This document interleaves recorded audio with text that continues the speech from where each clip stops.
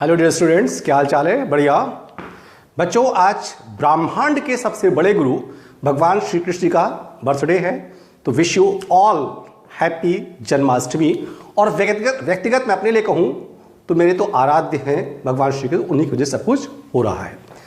चलिए बच्चों, लास्ट पे हम लोग पढ़ रहे थे डायबिटीज मेलाइटिस के बारे में।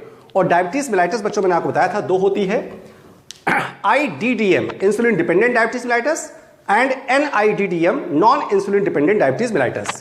IDDM को बच्चों टाइप 1 और NIDDM को टाइप 2 कहा जाता है। तो पहले ध्यान से देखो बच्चों, यहां पर लिखा है IDDM इंसुलिन डिपेंडेंट। इसका मतलब यह हुआ कि ये डायबिटीज पूरी तरीके से इंसुलिन पर डिपेंड करती है। इसका मतलब यह हुआ कि इस बीमारी में या तो इंसुलिन सिक्रीट ही नहीं होता और या बीटा सेल बहुत कम इंसुलिन सिक्रीट करती है। इसका मतलब डायरेक्टली इंसुलिन पर डिपेंड करती है, इंसुलिन के ना सिक्रीट या कम सिक्रीट होने की वजह से होती है, इसीलिए से इंसुलिन डिपेंडेंट डायबिटीज मेलाइटिस कहा जाता है।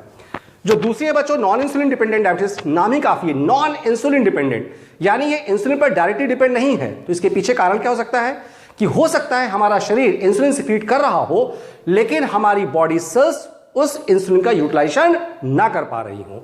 दूसरा, इंसुलिन सिक्रीट हो रहा हो लेकिन दूसरे और हार्मोन्स जो डायबिटीज कॉज कर सकते हैं वो कारण हो सकते हैं। इसका मतलब ये डायबिटीज मेनली इंसुलिन पर डिपेंड नहीं करती, इसमें हमारा शरीर इंसुलिन ठीक से यूटिलाइज नहीं कर पाता और भी दूसरे कारण हो सकते हैं। क्लियर बच्चों?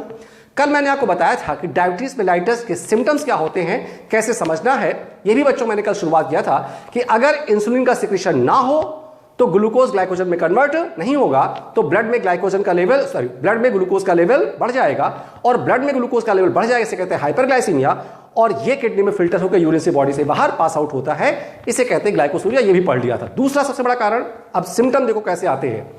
जब इंसुलिन सिक्रीट नहीं होगा तो एटीपी का फॉर्मेशन नहीं होगा क्योंकि माइटोकॉन्ड्रिया के एंजाइम ठीक से काम नहीं करेंगे। और जब एटीपी का फॉर्मेशन नहीं होगा तो हमारे ब्लड में तो बच्चों ग्लूकोज का लेवल ज्यादा रहेगा क्योंकि ग्लूकोज कन्वर्ट नहीं हो पाता, ग्लूकोज का लेवल तो ज्यादा रहा लेकिन हमारा शरीर उस ग्लूकोज को यूटिलाइज नहीं कर पाया, एटीपी नहीं बन पाया, इसलिए हमारे शरीर में एनर्जी की कमी होती है। इसीलिए डायबिटीज के पेशेंट को वीकनेस आती है। तो पहला सिम्टम क्या हुआ बच्चों? वीकनेस। समझ में आ गया क्यों हुआ? क्योंकि शरीर ग्लूकोज का यूटिलाइजेशन नहीं कर पाया। अब दूसरा सिम्टम बच्चों पॉलीफेजिया। पॉलीफेजिया का मतलब होता है मोर ईटिंग, एक्सेसिव ईटिंग। पर्सन ज्यादा भोजन करता है। अब ज्यादा भोजन क्यों करता है? ध्यान से देखो बच्चों, इंसुलिन का लेवल कम है, ग्लूकोज यूटिलाइज नहीं हो पा रहा है, एटीपी नहीं बन पा रहा है, तो ब्रेन को भी एटीपी नहीं मिलेगी और भूख हमें बच्चों ब्रेन में लगती है, स्टमक में नहीं लगती। जरा देखो कितनी विडंबना है कि ब्लड में ग्लूकोज का लेवल ज्यादा है लेकिन एनर्जी ना होने की वजह से ब्रेन को भी एनर्जी नहीं मिल पाती। तो ब्रेन को यह लगता है कि यार कुछ खा लो तो शायद एनर्जी मिल जाए।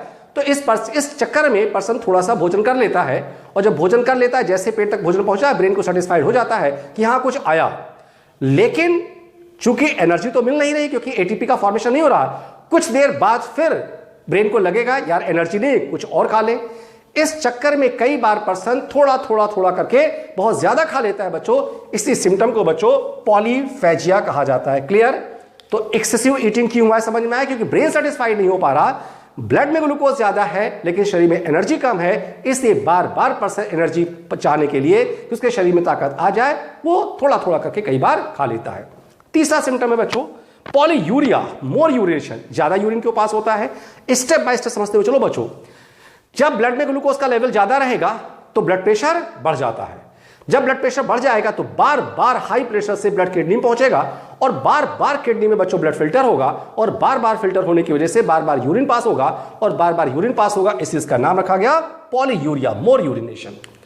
जब बच्चों बार बार यूरिन पास होगा तो शरीर से यूरिन पास होने से पानी भी ज्यादा निकल जाएगा और पानी ज्यादा निकलेगा तो क्या होगा? चौथा सिम्टम क्या है बच्चों? पॉलीडिप्सिया। पर्सन ज्यादा पानी पीता है। क्यों? समझ सकते हो बच्चों, बार बार यूरिन के पास होने की वजह से शरीर से पानी ज्यादा निकल जाएगा तो शरीर में पानी की कमी होती जाएगी, there is a chances of dehydration. तो ब्रेन को भी पता चल जाएगा शरीर में पानी कम है, हमें पानी चाहिए, इससे पर्सन पानी पीता है। बार बार यूरिन हो रहा है, पानी कमी होती जा रही है, इससे बार बार पर्सन पानी पीता है और इसी को कहते हैं बच्चों पॉलीडिप्सिया। हाइपरग्लाइसीमिया में ग्लूकोज का लेवल ज्यादा है लेकिन एनर्जी नहीं मिल पा रही बच्चों, धीरे धीरे करके डायबिटीज का वेट भी, डायबिटीज के पेशेंट का वेट भी कम होने लगता है। इसीलिए बच्चों अगर किसी पर्सन को डायबिटीज है, आप आराम से देख के बता सकते हो अगर उसको बहुत ज़्यादा वीकनेस लगती, छोटा थोड़ा सा काम किया, थकान लग गई, ज़्यादा भोजन करता है, ज़्यादा यूरिन पास होता है, ज़्यादा पानी पीता है और उसका अगर वेट लगातार कम होता जा रहा हो तो समझ लेना कि उसको डायबिटीज़ है, उसे जाकर के बच्चों ब्लड शुगर लेवल टेस्ट करा लेना चाहिए। हमारे ब्लड में बच्चों नॉर्मल ग्लूकोज लेवल होता है 80 से मिलीग्राम पर 100 ml ब्लड होता है। कब? खाना खाने के 10 से 12 घंटे बाद, यानी रात में भोजन करने के बाद। अब सुबह अर्ली मॉर्निंग खाली पेट जाकर अगर आप ब्लड टेस्ट कराते हैं और आपका ग्लूकोज लेवल 80 to 100 मिलीग्राम पर 100 ml ब्लड आता है तो इसका मतलब आपको शुगर नहीं है। फिर खाना आइए, भोजन कर लीजिए, भोजन करने के 1.5 से 2 घंटे बाद दोबारा करवाइए जाकर ब्लड शुगर लेवल, तब नॉर्मल लेवल 120 से लेकर के 160 मिलीग्राम के आसपास, वैसे 180 मिलीग्राम से कम होना चाहिए। अगर इतना है तो नॉर्मल है। लेकिन भोजन करने के तुरंत बाद 1 से 2 घंटे बाद या रात में भोजन किया आपने 10 से 12 घंटे बाद, अगर नॉर्मल लिमिट को क्रॉस हो जाता है, यानी भोजन करने के 1.5 से 2 घंटे बाद 180 मिलीग्राम को क्रॉस कर जाए और रात में भोजन करने के बाद सुबह खाली पेट कराने पर 120 मिलीग्राम से ज्यादा हो जाए तो आपको डायबिटीज मेलाइटस है। तो ब्लड शुगर टेस्ट कराने से यह पता लगाया जा सकता है। तो सिम्टम समझ में आ गया बच्चों क्यों हुए। अब इसका ट्रीटमेंट क्या होगा बच्चों? अगर किसी आदमी को डायबिटीज है तो सबसे पहले तो मैनेजमेंट क्या करेगा? सबसे पहले उसको अपनी बैलेंस डाइट, भोजन करने का तरीका जो मैंने बैलेंस डाइट में बताया था कि 200 ग्राम 5 बार खाना चाहिए। रिस्ट्रिक्टेड डाइट जो डॉक्टर्स मना करते हैं जिसमें हैवी ग्लूकोज हो वो ना करें। इसके अलावा भोजन ऐसा होना चाहिए जो सात्विक को आराम से पच जाए और थोड़ा थोड़ा करके कई बार खाना चाहिए, यानी 4 से 5 घंटे बाद थोड़ा थोड़ा भोजन कर लेना चाहिए। तो पहला तो तरीका हुआ बच्चों मैनेजमेंट। दूसरा एक्सरसाइज करने से फायदा यह होता है बच्चों कि हमारा शरीर इंसुलिन के यूटिलाइजेशन को बढ़ा देगा और जब इंसुलिन का यूटिलाइजेशन बढ़ जाएगा तो इंसुलिन सिक्रीट भी ज्यादा होगा और हमारा शरीर इसको यूज करेगा तो भी हमारे ब्लड में ग्लूकोज का लेवल मेंटेन हो जाता है। इसीलिए बच्चों एक्सरसाइज के बारे में डॉक्टर कहते हैं।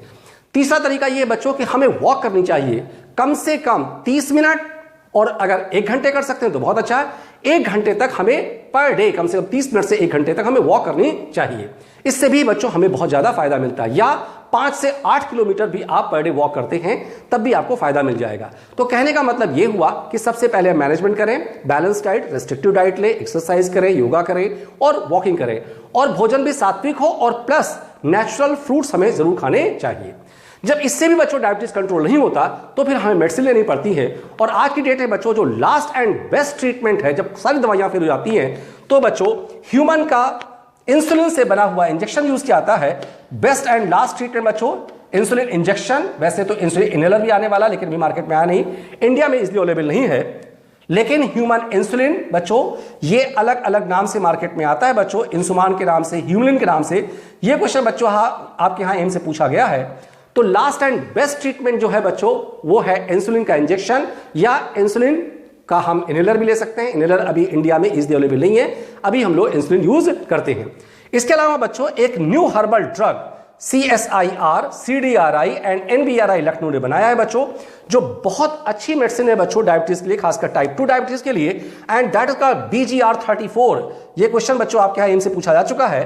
तो एक CDRI, CSIR, NBRI ने मिलकर के बच्चों एक न्यू हर्बल ड्रग बनाया है, खासकर डायबिटीज 2 के लिए, डायबिटीज 2 टाइप के लिए, सेकंड टाइप के लिए कह सकते हो बच्चों, जो 80 to 90% एडल्ट लोगों को होती है, या नॉन इंसुलिन डिपेंडेंट डायबिटीज के लिए बच्चों ये बहुत अच्छी मेडिसिन है।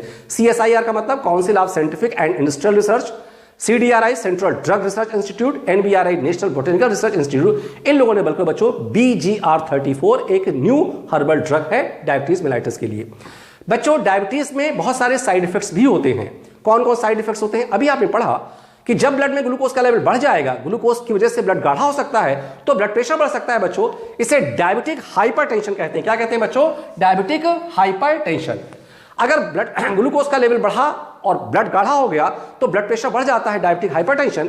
इसकी वजह से बच्चों बार बार जब ब्लड किडनी में जाता है तो हाई प्रेशर से जाता है तो किडनी नेफ्रॉन भी डैमेज हो सकता है, जिसकी वजह से बच्चों डायबिटिक नेफ्रोपैथी हो सकती है, आंखों की रोशनी जा सकती है बच्चों, तो डायबिटिक रेटिनोपैथी हो सकती है, हार्ट अटैक हो सकता है, कार्डियक अरेस्ट हो सकता है।